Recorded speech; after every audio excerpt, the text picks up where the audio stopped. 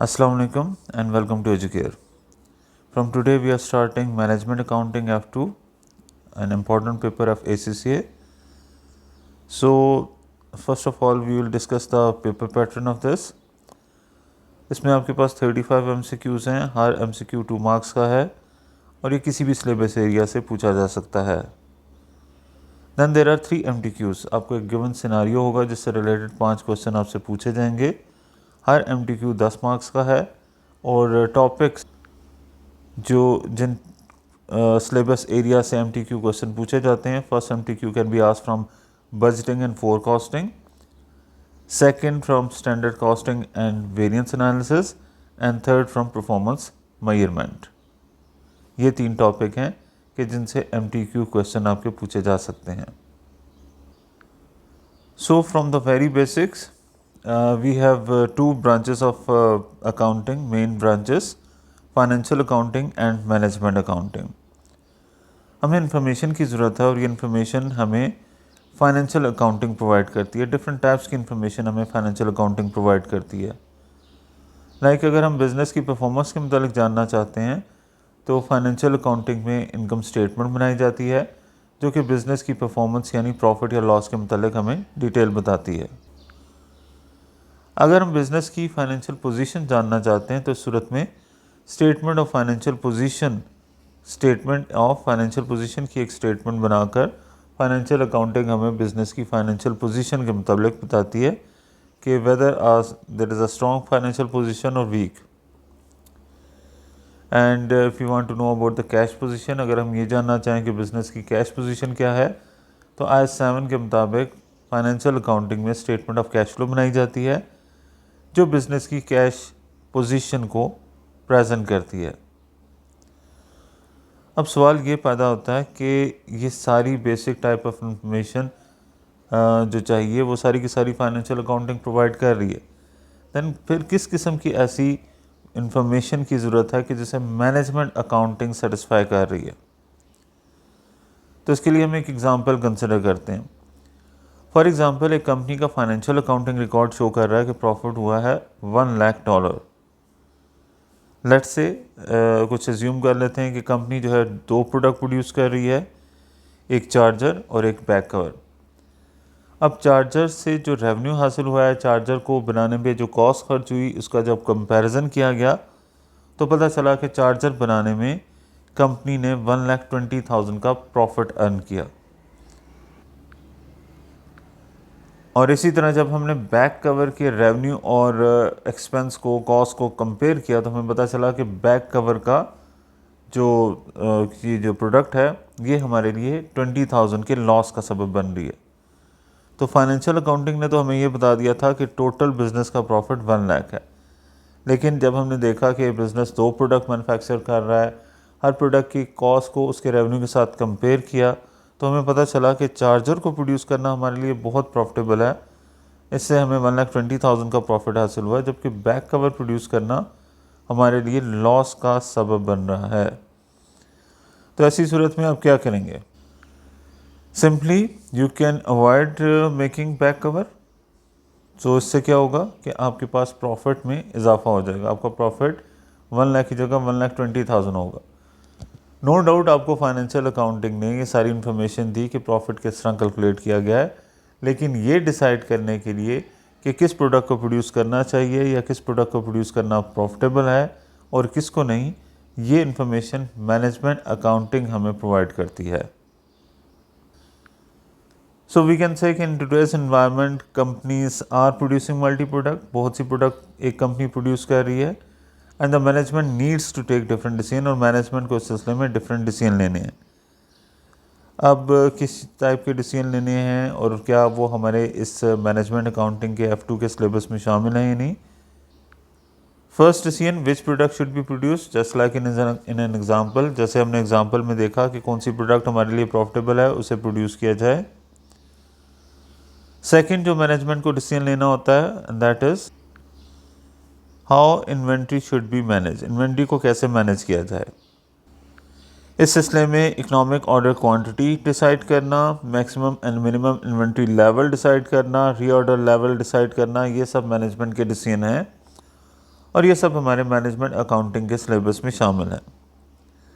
How labour cost should be managed, क्या methods of remuneration होने चाहिए, किन मेथड के तहत लेबर को मुआवजा दिया जाए, ओवर टाइम पेमेंट दी जाए या बोनस उन्हें जो है पे किया जाए। There can be different methods और इसको भी कंसिडर करना हमारे इस मैनेजमेंट अकाउंटिंग के सिलेबस में शामिल है। How cost is allocated apportion and absorb, तो ये हमारा टॉपिक बनता है ओवरहेड एब्जॉर्प्शन की, जहाँ पे हम ये देखेंगे कि कॉस्ट को कैसे एलोकेट अपोर्शन या एब्जॉर्ब किया जा सकता है। एस्टिमेशन ऑफ कैश जनरेशन, कि कैश कैसे जनरेट होगा नेक्स्ट ईयर की एक्टिविटीज़ के नतीजे में, तो ये हमारा टॉपिक बनता है कैश बजटिंग। एक्चुअल और एस्टिमेटेड टारगेट को कंपेयर करना, इन्वेस्टिगेट करना कि एक्चुअल रिज़ल्ट आपके एस्टिमेटेड रिज़ल्ट से क्यों डिफरेंट आए हैं, इसे नाम दिया जाता है वेरिएंस एनालिसिस और इसकी इन्वेस्टिगेशन करना भी आपके सिलेबस में शामिल है। And which project investment should be made, आपके पास अगर डिफरेंट प्रोजेक्ट्स में इन्वेस्टमेंट की जा सकती है तो यू हैव टू डिसाइड कि कौन से प्रोजेक्ट में इन्वेस्टमेंट करना आपके लिए ज़्यादा बेनिफिशियल है। तो इसके लिए topics name is investment appraisal and also included in your syllabus. So from very basic हम स्टार्ट करते हैं। So first, what is the difference between data and information. Data कहा जाता है, data is a raw unprocessed information. Data raw और unprocessed information है वो ऐसी इंफॉर्मेशन जिसे प्रोसेस नहीं किया गया। It consist of numbers, letters, symbols, raw facts, events and transaction which have been recorded but not yet processed into a form suitable for use। Data को हमने रिकॉर्ड तो कर लिया है लेकिन ये किसी सूटेबल फॉर्म में नहीं है कि हम इसकी मदद से कुछ डिसाइड कर सकें। फॉर एग्ज़ाम्पल, आप अपनी नई प्रोडक्ट लॉन्च करना चाहते हैं, इस सिलसिले में आप रिसर्चर अपॉइंट करते हैं या रिसर्चर को हायर करते हैं कि वो आपको रिसर्च करके ये बताए कि कितने लोग जो है आपकी प्रोडक्ट को एक्सेप्ट कर रहे हैं, विल परचेज दैट प्रोडक्ट, कितने जो है वो इसमें इंटरेस्टेड हैं, कितने इंटरेस्टेड नहीं हैं। अब अगर रिसर्चर आपको पास रिसर्च करने के बाद सारा डाटा आपको ला के दे देता है, जितने भी लोगों ने यस या नो कहा वो सारा डाटा ला के उसने आपको दे दिया, that is said to be data. इसे कैसे जो है मीनिंगफुल फॉर्म में कन्वर्ट किया जाए, इसको प्रोसेस किया जाए। प्रोसेस इस तरह कि हमें ये पता चले कि जितने भी लोगों से इन्वेस्टिगेट किया गया है, लेट्स से फॉर एग्जांपल उसमें से 40% जो है वो प्रोजेक्ट को या प्रोडक्ट को एक्सेप्ट करेंगे, 40% जो है प्रोजेक्ट को एक्सेप्ट या प्रोडक्ट को एक्सेप्ट नहीं करेंगे और बाकी 20% इनडिफरेंट है। तो जब आपके पास डाटा को इस तरह से कन्वर्ट कर दिया जाए, प्रोसेस कर दिया जाए, तो वो इन्फॉर्मेशन में कन्वर्ट हो जाता है। तो सिंपली किसी रिसर्चर का आपको सारे डाटा लाकर दे देना कि ये रिज़ल्ट हैं, हमने लोगों से पूछा था, उनके ये जवाबात हैं, तो वो आपके पास जस्ट डाटा है, अनप्रोसेस्ड इन्फॉर्मेशन है। उसे आपने प्रोसेस किया, आपने ये आइडेंटिफाई किया कि जितने भी लोगों से पूछा गया उनमें से कितने लोग इसको एक्सेप्ट कर रहे हैं, कितने रिजेक्ट कर रहे हैं, कितने इंडिफरेंट हैं, ये अब आपके पास इन्फॉर्मेशन में डाटा कन्वर्ट हो गया है। सो इन्फॉर्मेशन किसे कहेंगे? Information is a process data. तो डाटा और इन्फॉर्मेशन के हवाले से डाटा को कहा जाता है कि ये अनप्रोसेस्ड इन्फॉर्मेशन है और इन्फॉर्मेशन कही जाती है कि information is a process data और it has been process in such a way that it is meaningful to the person who receive it. तो इस तरह से इसे प्रोसेस किया गया है कि जो भी पर्सन इसे रिसीव कर रहा है अब उसके लिए ये मीनिंगफुल हो गया, अब उसकी मदद से वो डिसीजन ले सकता है। Information results from sorting and analysing data. आपने सॉर्ट आउट कर रहे हैं और एनालाइज कर रहे हैं डाटा को, ये देख रहे हैं कि कितने परसेंट लोग एक्सेप्ट, कितने परसेंट रिजेक्ट कर रहे हैं, that is said to be analysing. Like आप सेल्स रेवेन्यू बाय रीजन जो है वो एनालाइज करना चाहते हैं कि हर रीजन से कितनी सेल्स हासिल हो रही है।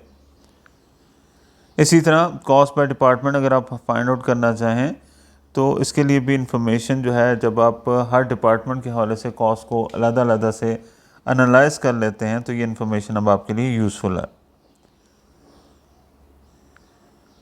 बहुत से डिसीजन जिसके लिए आपको इन्फॉर्मेशन की ज़रूरत है, उनमें से कुछ डिसीजन कुछ ऐसे हो सकते हैं कि जैसे company wishes to launch a new product, तो कंपनी जो है नई प्रोडक्ट लॉन्च करना चाहती है, इस सिलसिले में ये जानना चाहते हैं कि ये इनके लिए सक्सेसफुल होगा या नहीं। मशीनरी ख़राब हो गई है तो अब डिसीजन ये लेना है कि whether to buy a new machine, और इस मशीन को बेच के नई मशीन परचेज करें, या फिर इसी मशीन को रिपेयर करा लें। तो इस सिलसिले में भी हमें इन्फॉर्मेशन की ज़रूरत है कि रिपेयर कराने की सूरत में मशीन कितना अर्सा तक हमें बेनिफिट प्रोवाइड करेगी, और बाय करने की सूरत में पुरानी मशीन कितने की सेल होगी, ये सब इन्फॉर्मेशन भी रिक्वायर्ड।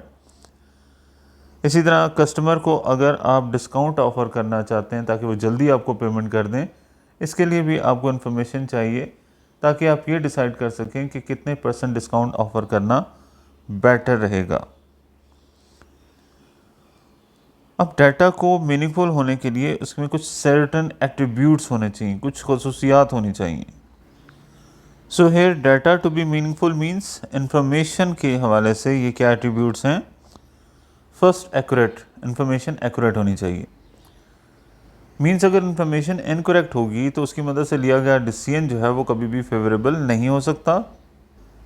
बट इस सिलसिले में हमें ये भी कंसिडर करना है कि अननेसेसरी डिटेल एक्यूरेसी की तरफ हमने नहीं जाना।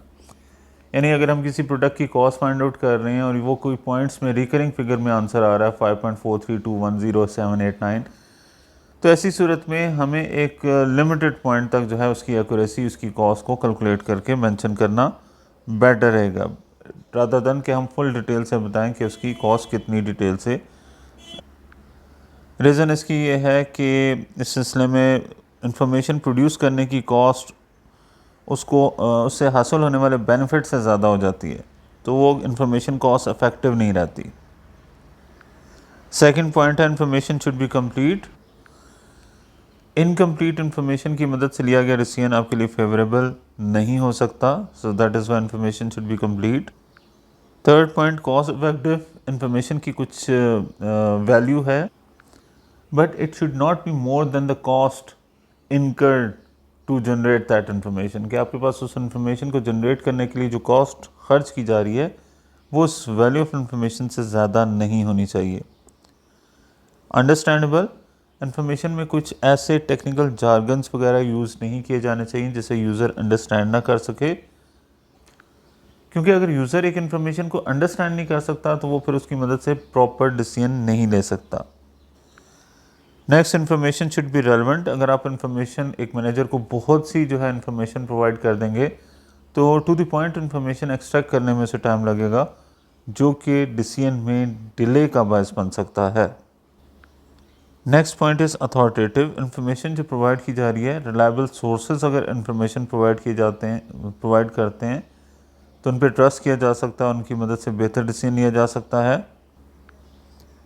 टाइमली, इन्फॉर्मेशन टाइमली बेसिस पर प्रोवाइड की जानी चाहिए सो दैट डिसीजन जो है वो भी टाइमली बेसिस पे लिया जा सके।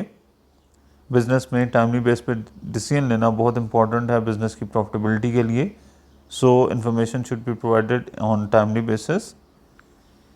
ईज़ी टू यूज़ मीन्स हमें अंदाज़ा होना चाहिए कि जिस पर्सन को हम इंफॉर्मेशन प्रोवाइड कर रहे हैं उसकी क्या ज़रूरत है इंफॉर्मेशन के हवाले से, ताकि हम उसे एग्जैक्टली वही इंफॉर्मेशन प्रोवाइड कर सकें जो उसके लिए इस्तेमाल करना आसान हो और ज़्यादा बेनिफिशियल हो। इन्फॉर्मेशन जो मैनेजमेंट की है वो डिफरेंट पर्पस के लिए यूज़ होती है। हम इसे ब्रॉडली कैटेगराइज करते हैं कि information for management is use for planning, decision making and control. Planning, decision making and control, तो इस 3 पर्पस के लिए इन्फॉर्मेशन यूज़ की जाती है। सो पहले बात करते हैं प्लानिंग की। Planning involve establishing objective, selecting strategies. Establishing objective, हर ऑर्गेनाइजेशन के कुछ ना कुछ ऑब्जेक्टिव हैं, कुछ ना कुछ मकसद हैं, उनको इस्टेब्लिश करना ये प्लानिंग में इन्वॉल्व है।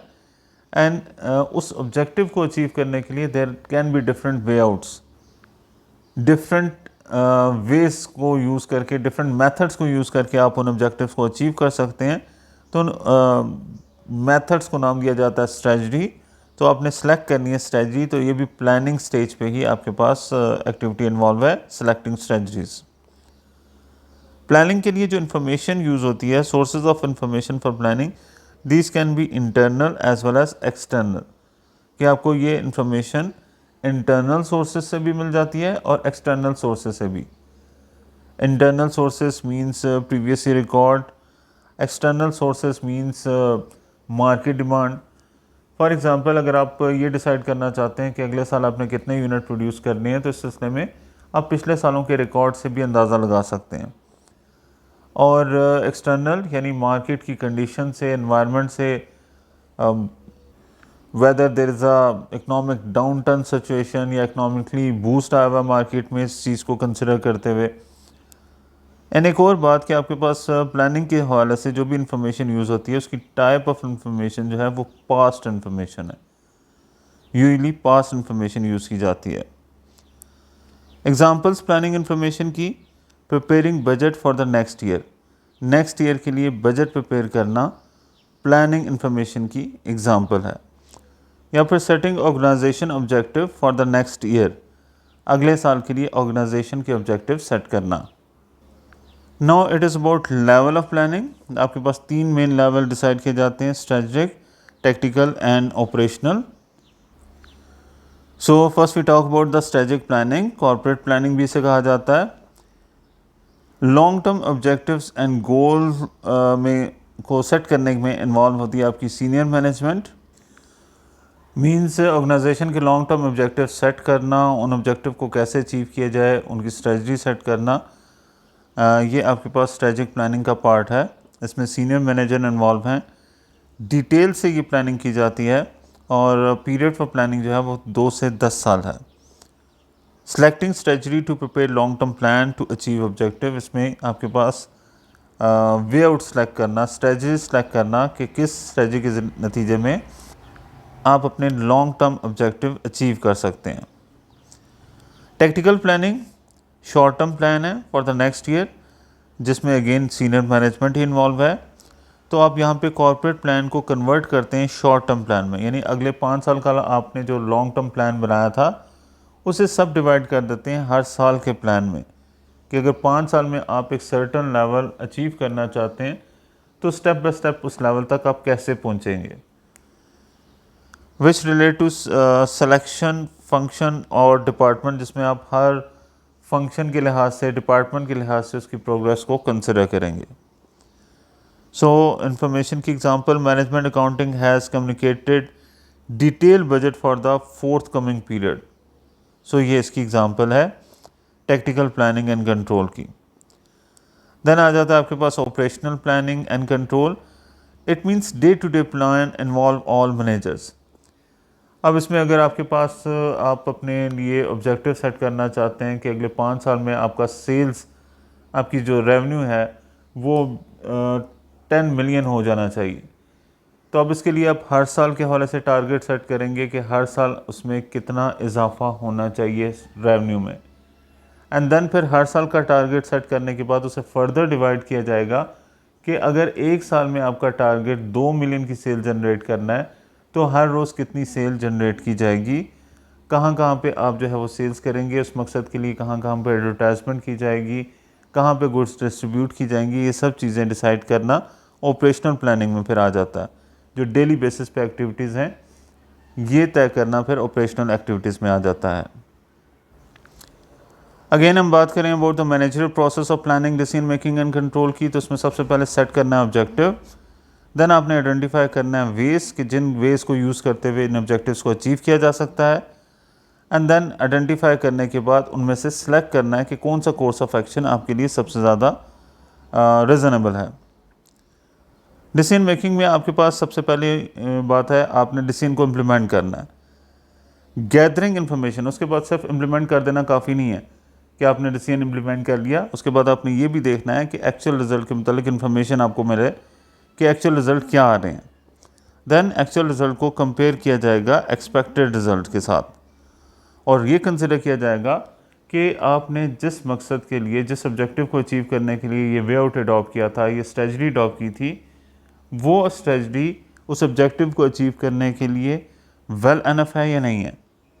आपके पास as a result of implementing that decision आप ऑब्जेक्टिव अचीव भी कर पा रहे हैं या नहीं, और अगर नहीं then revise the original objective और revise the way out to achieve that objective.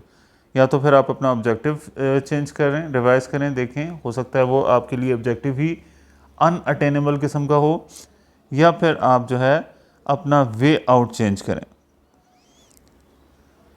During planning process effective AIIMS and objective for employees and company should be set. आपके पास कंपनी के लिए भी और एम्प्लॉयज़ के लिए भी एम्स एंड ऑब्जेक्ट सेट किए जाते हैं during the planning process. These aim and objective should be smart. Smart किसे कहा जा रहा है? Specific, measurable, attainable, relevant and timed. Specific means well define हो, अंडरस्टैंडेबल हो। Second, measurable means achievement of objective measurable हो कि आपने कितने % जो है ऑब्जेक्टिव अचीव कर लिया है, 100% अचीव कर लिया है, या कुछ ऑब्जेक्टिव को अचीव करना पॉसिबल नहीं है या नहीं अचीव कर सकते। थर्ड, अटेनेबल, अवेलेबल रिसोर्सेज और अवेलेबल स्किल्स के हवाले से हम इस ऑब्जेक्टिव को अचीव कर सकते हैं। Means sometime objective is achievable, attainable, but we don't have resources, enough resources to achieve that objective. तो हमने ये भी कंसिडर करना है कि ऑब्जेक्टिव अचीव करने के लिए जो रिसोर्सेज रिक्वायर्ड हैं वो हमारे पास अवेलेबल भी हों, तभी वो ऑब्जेक्टिव अटेनेबल कहलाता है। रेलेवेंट, रेलेवेंट मीन्स जो पीपल इन्वॉल्व हैं, इसमें जो लोग इन्वॉल्व हैं उनके मुताबिक ऑब्जेक्टिव होने चाहिए। And timed means deadline set होनी चाहिए उनके लिए कि कितने अरसे में ऑब्जेक्टिव अचीव किया जाना चाहिए। नेक्स्ट अगर हम बात करें डिसीजन मेकिंग प्रोसेस की, तो इसमें सबसे पहले आइडेंटिफाई करने हैं हमने ऑब्जेक्टिव कि हम क्या ऑब्जेक्टिव अचीव करना चाहते हैं। देन उन ऑब्जेक्टिव को अचीव करने के लिए क्या हमारे पास अल्टरनेटिव कोर्स ऑफ एक्शन है, क्या सॉल्यूशंस हमारे पास अवेलेबल हैं। एनालाइज करना अल्टरनेटिव, यानी किस अल्टरनेटिव को चूज़ करने की सूरत में हमें क्या कॉस्ट खर्च करनी पड़ेगी। देन डिसीजन लेना कि आपने एक कोई alternative course of action select कर लेना है। Then implement decision, and implement decision करने के बाद आपके पास ये स्टेज ख़त्म नहीं हो जाती, बल्कि after implementing you have to compare the actual result with the expected result, ताकि आप ये देख सकें कि जो आप alternative course of action select करने के सिलसिले में रिज़ल्ट चाह रहे थे कि एक्चुअली वो आपने अचीव कर लिए हैं। अगर एक्चुअली अचीव कर लिए हैं तो then it is good, but अगर आपके पास उस कोर्स ऑफ एक्शन को अडॉप्ट करने के बावजूद आप ऑब्जेक्टिव अचीव नहीं कर पा रहे, तो आपको अपने कोर्स ऑफ एक्शन को चेंज करना चाहिए। What is mean by decision making? In most situation आप डिसीजन मेकिंग कहते हैं कि इसमें आपने 2 या 2 से ज़्यादा अल्टरनेटिव्स के दरमियान चॉइस करनी है। डिसीजन मेकिंग क्या है कि it is a choice between 2 alternatives.